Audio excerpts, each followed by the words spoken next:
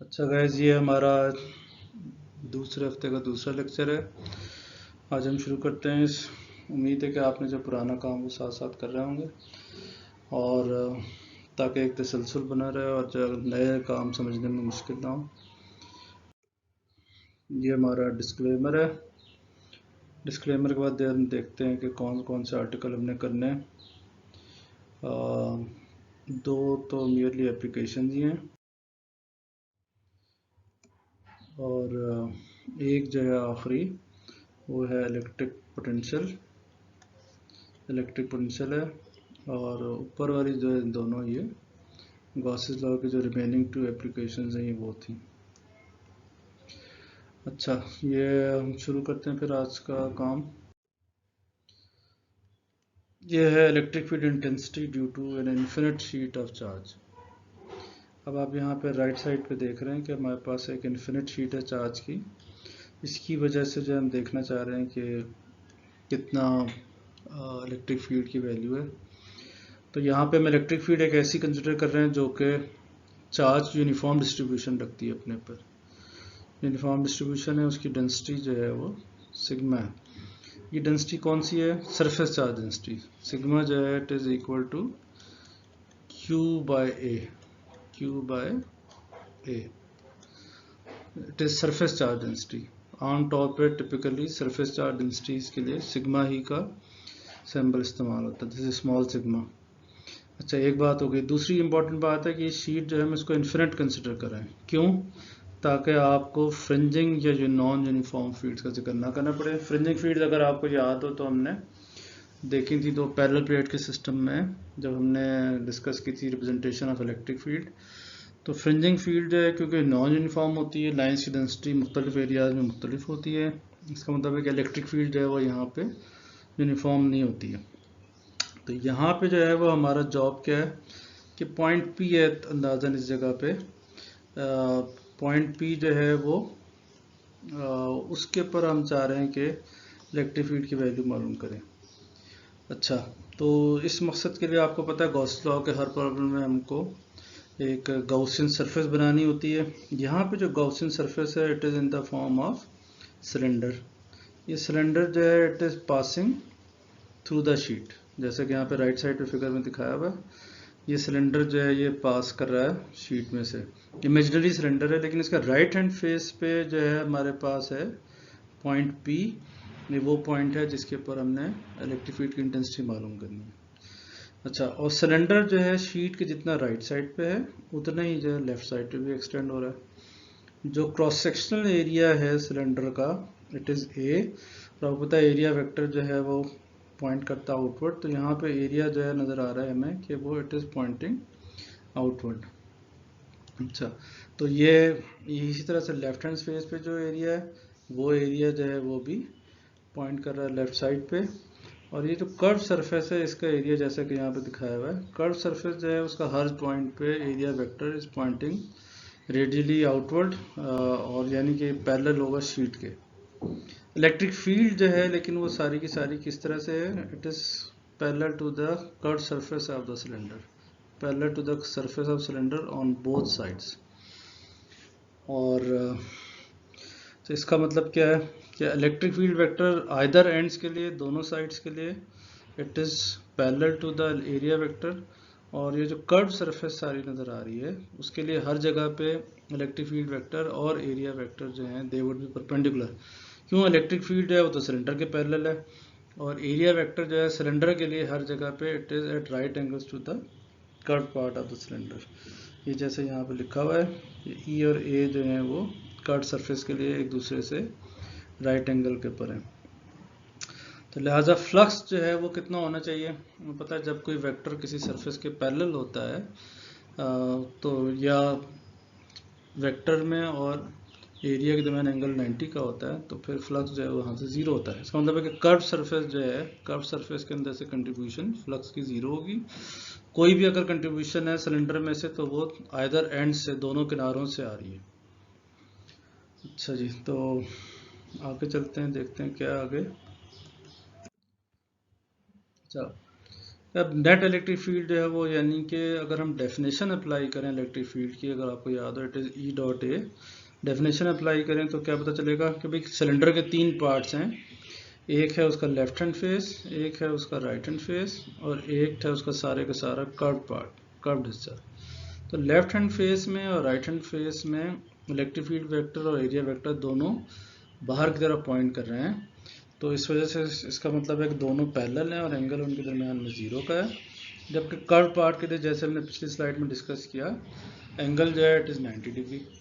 तो 90 डिग्री का मतलब है कि ये जो बीच वाली टर्म है जो कि कर्व पार्ट से आ रही है, यहाँ की कंट्रीब्यूशन जो है 0 हो जाएगी, cos 90 0, जबकि cos 0 बीइंग 1, आपके सामने दोनों ई ए जो है ये एड अप हो जाएंगे। रिजल्ट विल बी फ्लक्स जो है turns out to be 2EA। ये हमारे पास आ जाएगी फ्लक्स की वैल्यू कैसे, by use of definition of Gauss's law, sorry electric flux. अब यही काम जो है हमने जो है वो दोबारा हम करना चाहते हैं, but now by using Gauss's law. Gauss's law कहता है कि charge enclose divided by permittivity of the medium. Charge enclose कितना होगा इस मीडियम में, चार्ज एंक्लोज जो है वो अभी मैंने आपको पीछे फॉर्मूला लिख के दिखाया था कि surface charge density is charge per unit area. इसका मतलब है कि चार्ज जो है वो सरफेस चार्ज डेंसिटी और एरिया का प्रोडक्ट होगा। तो अगर एंक्लोज चार्ज की जगह हम डालेंगे ये सरफेस चार्ज डेंसिटी और एरिया, तो आपके साथ पास फ्लक्स जो है उसकी वैल्यू ये आ जाएगी sigma A by epsilon not. ये वैल्यू जो आ रही है गॉसेस लॉ से आ रही है, ऊपर वाली वैल्यू जो है डेफिनेशन से आई थी। अब ज़ाहिर है दोनों हैं तो एक ही फ्लक्स की बात कर रहे हैं, एक ही सिलेंडर की बात कर रहे हैं। अगर दोनों को हम कंपेयर करेंगे तो आपके सामने यहाँ पे कंपेयर करके दिखाया हुआ है गॉसेस लॉ वाला और डेफिनेशन वाला। कंपेयर करेंगे तो ए आपको नज़र आ रहा है कि दोनों साइड पे ए जो है वो कट जाएगा, कैंसिल हो जाएगा। पीछे आपके पास इलेक्ट्रिक फील्ड बचेगी सिग्मा बाय 2 एप्सिलॉन नॉट। ये मैग्नीट्यूड है इलेक्ट्रिक फील्ड का जो कि infinite sheet of positive charge से पैदा हो रहा है।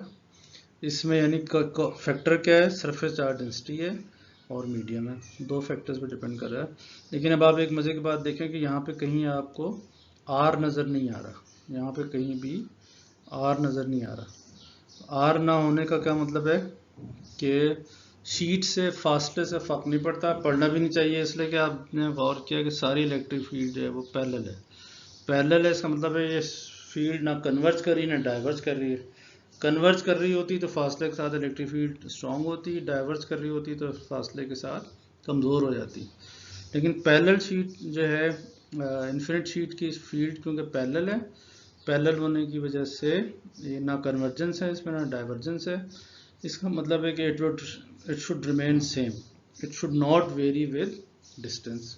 वही चीज़ हमें नज़र आ रही है कि इलेक्ट्रिक फील्ड जो है उसके अंदर कोई ऐसा फैक्टर है ही नहीं जो कि डिस्टेंस के साथ वेरिएशन शो कर रहा। अच्छा, अगर दोबारा लिखें ऊपर वाली क्वेश्चन को, लेकिन अब वेक्टर फॉर्म में, ज़ाहिर electric field is a vector quantity, तो आपके सामने नज़र आ रहा है कि यहाँ पे हमने एक n यूनिट वेक्टर ऐड कर दिया राइट साइड पे, बाकी तो मैग्नीट्यूड है इलेक्ट्रिक फील्ड का। n यूनिट वेक्टर ज़ाहिर है किस तरह पॉइंट कर रहा है, along the electric field line. अगर पॉजिटिव फील्ड है तो ये फील्ड लाइंस आउटवर्ड हैं, और अगर नेगेटिव है तो ये फील्ड लाइंस इनवर्ड पॉइंट करेंगे। यही सारा एनालिसिस जो है वो काम करेगा अगर आपके पास शीट जो होती है वो नेगेटिव चार्ज की वजह से होती, और उसमें जो ज़ाहिर है जो सरफेस चार्ज डेंसिटी है वो हो जाती माइनस सिग्मा। तो उसमें सिर्फ चेंज ये आता है कि जहाँ पे n है यूनिट वेक्टर वहाँ पे माइनस n हो जाएगा। क्या मतलब है कि इलेक्ट्रिक फील्ड या इलेक्ट्रिक फ्लक्स जो है वो रिवर्स हो जाएगा, इन्वर्ट हो जाएगा नेगेटिव शीट के लिए। अगर आपको इम्तहान में नेगेटिव शीट का पूछें, इन्फिनिट नेगेटिव शीट की वजह से इलेक्ट्रिक फील्ड, तो आपने सारा यही एनालिसिस करना है पॉजिटिव चार्ज वाला, और आखिर में आके कहना है क्योंकि शीट नेगेटिव है तो हम सिग्मा को रिप्लेस कर देंगे माइनस सिग्मा से, यानी कि बेसिकली यूनिट वेक्टर जो है वो रिवर्स हो जाएगा, रिवर्ट कर जाएगा। तो इसकी वजह से जो नेट फील्ड है हमारे पास वो सिर्फ रिवर्स हो जाएगी। तो यह थी हमारे पास इलेक्ट्रिक फील्ड की value due to an infinite sheet of positive charge. उम्मीद है यहाँ तक क्लियर होगा।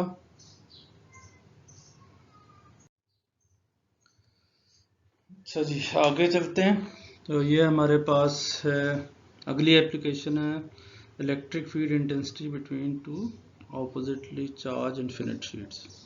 तो आप देख रहे हैं यहाँ पे फिगर में आपको जो है दो इन्फिनिट शीट्स नज़र आ रही हैं, इन्फिनिट है, लेकिन ज़ाहिर है अपने ऊपर पॉजिटिव शीट है, नीचे नेगेटिव शीट है। ऊपर ज़ाहिर है कि जो डेंसिटी है वो surface charge density it is sigma, और नीचे जो है it is minus sigma. Surface charge density मतलब मैग्नीट्यूड में जो है वो दोनों जगह पे बराबर है, सर दोनों जगह पे सरफेस चार्ज डेंसिटी कितनी है, सिग्मा।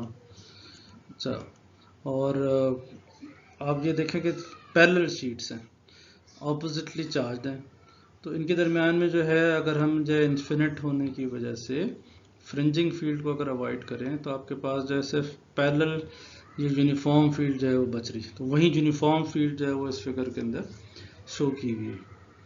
दोनों प्लेट्स के ऊपर नीचे जो है वो सरफेस चार्ज डेंसिटी सेम है। अब यहाँ पे भी आपका उसी तरह का प्रॉब्लम है कि जो डॉट नज़र आ रहा है, this is a point P which is lying in between the two plates. इन दोनों प्लेट्स के दरमियान में हमारा मतलूबा पॉइंट है P। इस पॉइंट के ऊपर आप जो है उसको इलेक्ट्रिक फील्ड की वैल्यू कैलकुलेट करना चाह रहे हैं। उसके लिए प्रोसीजर क्या करेंगे, हमेशा हमें पता है कि भाई जब भी गॉसेस लॉ इस्तेमाल हो रहा है तो आपको एक इमेजिनरी गॉसियन सरफेस बनानी है, और हर प्रॉब्लम के लिहाज से जो सरफेस है वो चेंज हो जाती है। यहाँ पे जो सरफेस है it is in the form of box, तो बॉक्स आपको दिखाया हुआ, लेकिन जाहिर है कि फिगर में हमें बॉक्स वाली बात समझ नहीं आ रही, इसलिए कि ये इसका 2 डायमेंशनल पिक्चर यहाँ पे देख रहे हैं, कट देख रहे हैं, क्रॉस सेक्शन देख रहे हैं, जो भी हमारे पास फिगर है उसका। तो बॉक्स जो है वो इस वक्त से मियरली एक सिर्फ आपको रेक्टेंगल नज़र आ रहा है, उससे ज़्यादा कुछ नहीं। रेक्टेंगल का अगर आप गौर करें तो ऊपर वाला जो फेस है, ये जो चार्ज है ये उससे ऊपर है। क्यों? सारा चार्ज जो है इस पैरेलल प्लेट वाले सिस्टम में कहाँ कन्फाइंड होता है, पैरेलल। यहाँ पे पॉजिटिव चार्ज जो है वो नीचे की तरफ फेस कर रहा है, और यहाँ पे नेगेटिव चार्ज ऊपर की तरफ वाली प्लेट की ऊपर वाली साइड पे है। क्यों? ऑब्वियसली अनलाइक चार्जेस में अट्रैक्शन की वजह से। बाकी सारा प्लेट्स का इलाका ऊपर और नीचे खाली पड़ा हुआ है। जितनी भी इलेक्ट्रिक फील्ड है it is confined between the two plates. तो ये जो हमारा गॉसियन बॉक्स है, 3 डायमेंशनल बॉक्स है, उसका ऊपर वाला फेस जो है ये चार्ज से ऊपर है, और नीचे वाला फेस जो है जो कि पैरेलल है नेगेटिव प्लेट के, ये वो पॉइंट एनक्लोज कर रहा है जहाँ पे इलेक्ट्रिक फील्ड की वैल्यू कैलकुलेट करनी है। तो अब आपको अगर पता है जैसे बॉक्स जो है इसके अंदर 6 फेसेस हैं, 6 सरफेसेस हैं, और इन 6 सरफेसेस के अंदर जो है वो फ्लक्स कैसे कैलकुलेट होगा। जो 4 वो साइड्स जो कि पैरेलल हैं एक दूसरे के, लेकिन परपेंडिकुलर हैं दोनों प्लेट्स के, वो उसमें से हमें पता है कि इलेक्ट्रिक फ्लक्स जो है वो नहीं मिल सकता हमें। क्यों? हर फेस के लिए थीटा की वैल्यू 90 है, यानी कि इलेक्ट्रिक फील्ड जो है वो एरिया के पैरेलल है। इसी वजह से एरिया वेक्टर और इलेक्ट्रिक फील्ड वेक्टर के दरम्यान में एंगल जो है वो 90 का हो रहा है। तो 90 की वजह से जो है हर जगह cos 90 जीरो है। तो 4 फेसेस जो हैं जो कि चारों किनारे हैं बॉक्स के, उनसे कोई कंट्रीब्यूशन नहीं आ रही है, लेकिन जो वाहिद कंट्रीब्यूशन आ रही है वो आ रही है हमारे पास इस जगह से, जो है नीचे वाला फेस। ऊपर वाला फेस जो है बॉक्स का, उधर से भी कोई फ्लक्स नहीं आएगा, क्योंकि उस जगह जो है वो इलेक्ट्रिक फील्ड ही एग्जिस्ट नहीं करी। सारी इलेक्ट्रिक फील्ड जो है it is confined in the region जो कि प्लेट्स के बिल्कुल दरमियान का रीजन है। ऊपर और नीचे जो है वो इस जगह पे कोई इलेक्ट्रिक फील्ड एग्जिस्ट नहीं करे। जब इलेक्ट्रिक फील्ड नहीं तो इलेक्ट्रिक फ्लक्स भी नहीं हो सकता। लिहाजा जो फेस है 6 में से सिर्फ एक फेस जो है वो वहाँ से कंट्रीब्यूशन आ रही है। वो फेस कौन सा है? जो कि प्लेट्स के पैरेलल है, और नीचे वाला फेस है जिसके ऊपर पॉइंट P लाई कर रहा है।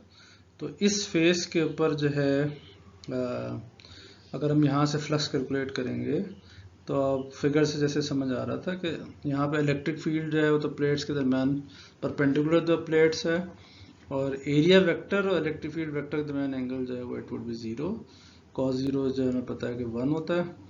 तो फ्लक्स जो है वो आ जाएगा E A। तो और अगर यहाँ पे गॉस, ये तो है बाय डेफिनेशन, और अगर यहाँ पे हम यूज़ करेंगे गॉसेस लॉ तो गॉसेस लॉ की वजह से जो है यहाँ पे क्या चीज़ आ जाएगी। गॉसेस लॉ में पता है कि कहता है कि चार्ज ओवर परमिटिविटी यहाँ पे चार्ज की वैल्यू क्या हो जाएगी, सिग्मा A ओवर एप्सिलॉन। जैसे हमने पीछे कैलकुलेट किया था, सरफेस चार्ज डेंसिटी जो है it is always equal to charge per unit area तो Q ज़ाहिर है बराबर जाएगा सिग्मा इंटू ए के, जो यहाँ पे लिखा हुआ है। Charge enclose by the box जो है इट इज सिग्मा ए। तो हमने चार्ज चीज़ का ये वैल्यू डाल दी, डिवाइड बाय जो है परमिटिविटी आ गई है। तो फ्लक्स जो है गॉसेस लॉ से ये आ गया, और by definition of the electric field ये आ गया। अच्छा जी, तो जाहिर है कि इन दोनों फ्लक्सेस को कंपेयर करेंगे, यहाँ पे कंपेयर करके जो है दिखाया हुआ आपको। ये जब कंपेयर करेंगे तो गॉसेस लॉ वाला, डेफिनेशन वाला तो यहाँ पे एरिया जो है वो कट जाएगा और इलेक्ट्रिक फील्ड जो है वो आ जाएगी equal to sigma over epsilon. This is the magnitude of electric field, this is the magnitude of the electric field. अच्छा, तो ये हमारे पास आ गया है फिर से इलेक्ट्रिक फील्ड जो है it is sigma over epsilon. ज़ाहिर है ये कट गया। वेक्टोरियल फॉर्म में अगर यही चीज़ हम लिखेंगे तो ज़ाहिर है एक यूनिट वेक्टर ऐड हो जाएगा जो कि इलेक्ट्रिक फील्ड की डायरेक्शन में पॉइंट कर रहा है। अब आप फिर से यहाँ गौर करें, कोई यहाँ पे आर वाला फैक्टर जो है मौजूद नहीं है। इसका मतलब है कि इलेक्ट्रिक फील्ड जो है वो यूनिफॉर्म है, सेम है थ्रू आउट द रीजन और space in between the plates. पूरे इलाके में इलेक्ट्रिक फील्ड की वैल्यू कांस्टेंट है, एक बात। दूसरी जो इम्पोर्टेंट बात है कि अगर हम जो ऊपर वाली इक्वेशन को देखें और उसको कंपेयर करें पिछली वाली इक्वेशन से, तो आपको नज़र आ रहा है कि अगर इस इक्वेशन को हम डिवाइड करें 2 से तो फिर जो है पिछला रिजल्ट आ जाता है। इसका मतलब है यहाँ पे इलेक्ट्रिक फील्ड की वैल्यू जो है वो पिछले रिजल्ट के मुकाबले में, सिंगल शीट की वजह से जो इलेक्ट्रिक फील्ड थी उसके मुकाबले में डबल आ रही। ठीक है, वहाँ पे थी सिग्मा बाय 2 एप्सिलॉन नॉट, यहाँ पे आ रही सिग्मा बाय एप्सिलॉन नॉट। तो पिछले रिजल्ट को 2 से मल्टीप्लाई करें तो ये रिजल्ट आ जाएगा। मतलब इस वक्त जो है डबल शीट्स की वजह से, 2 शीट्स की वजह से इलेक्ट्रिक फील्ड की इंटेंसिटी जो है वो डबल आ रही है as compare to single sheet, which is obviously logical. अच्छा, अब आपने सोचना क्या है यहाँ पे कि सवाल यहाँ पे क्या बन सकता है, क्या सवाल बन सकता है कि अगर हम जो है क्या करें अगर दोनों शीट्स होती हैं लाइकली चार्ज्ड, दोनों शीट्स अगर हैं लाइकली चार्ज, तो फिर क्या होगा इलेक्ट्रिक फील्ड की वैल्यू, ये आपने सोचना है। और जब भी मुलाकात होगी तो हम ये पॉइंट डिस्कस करेंगे, ना आपने मुझे सोच के ये रखना है और बताना है। अगर दोनों शीट्स हैं वो सेम चार्ज वाली होती हैं तो फिर ये इलेक्ट्रिक फील्ड जो है उसकी एक वैल्यू क्या आती मैथमेटिकली और क्यों आती। तो ये इंपॉर्टेंट पॉइंट है, ये हम जो है इसको अपनी मुलाकात के लिए रख लेते हैं। और ये थी जी हमारी दूसरी एप्लीकेशन गॉसेस लॉ की। तो ये दोनों एप्लीकेशंस हो गई हैं। अब हम चलते हैं अपने अगले कॉन्सेप्ट की तरफ जो कि बहुत इंपॉर्टेंट है through out electricity, magnetism, electronics, that is the electric potential. Electric potential जो है सबसे पहले देखने वाली बात है कि इलेक्ट्रिक पोटेंशियल एनर्जी क्या है, क्योंकि बहुत सारी दफ़ा बोर्ड में सवाल आता है कि इलेक्ट्रिक पोटेंशियल एनर्जी और इलेक्ट्रिक पोटेंशियल के दरम्यान में क्या फ़र्क है। ये बिल्कुल दोनों सेम चीज़ें नहीं है, बेशक रिलेटेड हैं, लेकिन रिलेटेड का मतलब ये नहीं कि सेम है। तो जैसे हमारी एज हमारे हाइट से रिलेटेड है, लेकिन एज और हाइट जो है वो एक बात नहीं है। उसी तरह से इलेक्ट्रिक पोटेंशियल एनर्जी और इलेक्ट्रिक पोटेंशियल या इलेक्ट्रिक पोटेंशियल डिफरेंस जो हैं, these are related quantities or concepts but they are not the same। Electric potential energy क्या होती है? एनर्जी होती है जो कि चार्ज को किसी इलेक्ट्रिक फील्ड में 2 पॉइंट्स के दरम्यान में चलाने के लिए चाहिए। वो एनर्जी चार्ज के अंदर स्टोर हो जाती है in the form of electric potential energy.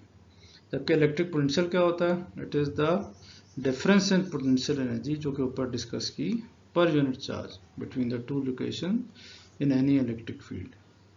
ठीक है, इलेक्ट्रिक पोटेंशियल एनर्जी क्या है? ये एनर्जी है जो कि चार्ज को अपनी पोजीशन की वजह से इलेक्ट्रिक फील्ड में महसूस करता है। जबकि इलेक्ट्रिक पोटेंशियल जो है उससे रिलेटेड क्वांटिटी, एग्जैक्टली हम अगली स्लाइड में देख लेते हैं क्या रिलेशन है। ये रिलेटेड क्वांटिटी है, लेकिन ये this is defined as electric potential energy per unit charge. तो मुख्तलिफ है ये बात चीज़, ये क्वांटिटी। अच्छा, तो इसको बेहतर कंसिडर करने के लिए जो है हमने जैसे यहाँ पे फिगर दिखाई हुई है, फिगर में आपको जो है पॉजिटिव चार्ज दिखाया हुआ है जो कि इस जगह नज़र आ रहा है ब्लैक डॉट से। ये पॉजिटिव चार्ज जो है हमने प्लेस किया हुआ between 2 oppositely charged parallel plates. इन प्लेट्स के दरम्यान में फासला d है। फासला अगरचे यहाँ पे इंपॉर्टेंट नहीं है हमारे डिस्कशन के लिए, लेकिन इनके प्लेट्स के साइज़ के मुकाबले में ये फासला जो है बहुत ज़्यादा नहीं है, थोड़ा है। अच्छा, अगर ये पॉजिटिव चार्ज है, ऑब्वियसली इस चार्ज को अगर हम ए प्लेट की तरफ, ए की तरफ ले जाने की कोशिश करें तो जाहिर है कि आपको इस काम के लिए फोर्स लगानी पड़ेगी। क्यों? इस पॉजिटिव प्लेट की वजह से इसको रिपल्शन का सामना करना पड़ रहा है और नेगेटिव प्लेट नीचे की तरफ खींच रही है, पॉजिटिव प्लेट ऊपर अपने से रिपेल कर रही है। तो ज़ाहिर है एक तरफ मूव करने के लिए आपको जोर लगाना पड़ेगा, वर्क करना पड़ेगा। आप इस चीज़ की एनर्जी ले सकते हैं 100% ग्रेविटी से। किसी मैस को अगर हमने लिफ्ट करना हो ज़मीन के अंदर, ज़मीन की ग्रेविटी में, तो जाहिर है कि ऊपर उठाने के लिए आपको मैस को जो है वो जोर लगाना पड़ता है, वर्क करना पड़ता है। तो ये वर्क जो है ये चार्ज जैसे मैस में स्टोर हो जाता है in the form of gravitational potential energy, उसी तरह से जो है वो यहाँ पे चार्ज के अंदर स्टोर हो जाएगा work in the form of electric potential energy. Electric potential energy के लिए हम सिंबल यूज कर रहे हैं डेल्टा यू। डेल्टा यू क्यों? इसलिए कि ताकि आपको याद रहे कि यहाँ पे हम रिलेटिव इलेक्ट्रिक पोटेंशियल एनर्जी की बात कर रहे हैं, चेंज की बात कर रहे हैं। किसी भी जगह इलेक्ट्रिक फील्ड की असल या एब्सोल्यूट वैल्यू जो है उससे फिलहाल हमारा कंसर्न नहीं है। अच्छा, तो जो भी वर्क करना पड़ेगा चार्ज को मूव करने में बी से ए, वो उसके अंदर स्टोर हो जाएगा in the form of work. Work जो भी किया है वो उसके अंदर स्टोर हो जाएगा in the form of electric potential difference या इलेक्ट्रिक पोटेंशियल एनर्जी जो है। तो अब चलते हैं अपने असल जो है हमारी चीज़ इलेक्ट्रिक पोटेंशियल। इलेक्ट्रिक पोटेंशियल जो है वो यहाँ से कैसे निकाला जा सकता है, उसके लिए हम डिफाइन करते हैं। डिफाइन कैसे कर रहे हैं? इलेक्ट्रिक पोटेंशियल जो है या electric potential difference delta we, ये कैसे डिफाइन हो सकता है? ए और बी के दरमियान में कैसे डिफाइन हो रहा है? ये जो हमने पीछे किया है, वर्क डन पर यूनिट चार्ज है या change in electric potential energy जो जनरेट हुई है इस वर्क की वजह से, that potential energy per unit charge. तो इन दोनों की रेशियो जो है इससे नोन है इलेक्ट्रिक पोटेंशियल डिफरेंस। तो इलेक्ट्रिक पोटेंशियल ये है सिंपली इक्वेशन है जो कि रिलेटिव वैल्यू दे रही है, पोटेंशियल में चेंज बता रही है जब हम एक जगह से दूसरी जगह जा रहे हैं। इसी इक्वेशन से आपको आराम से वोल्ट जो कि यूनिट है पोटेंशियल डिफरेंस का, उसका समझ आ रहा है रिलेशन एसआई यूनिट्स के साथ। एनर्जी हमें पता है हमेशा मेजर करते हैं जूल्स में, और चार्ज जो है वो मेजर होता है कूलम्स के अंदर। तो चार्ज जो है कूलम्स के अंदर मेजर होता है। तो ये इन दोनों की जो रेशियो है इट इज़ वोल्ट।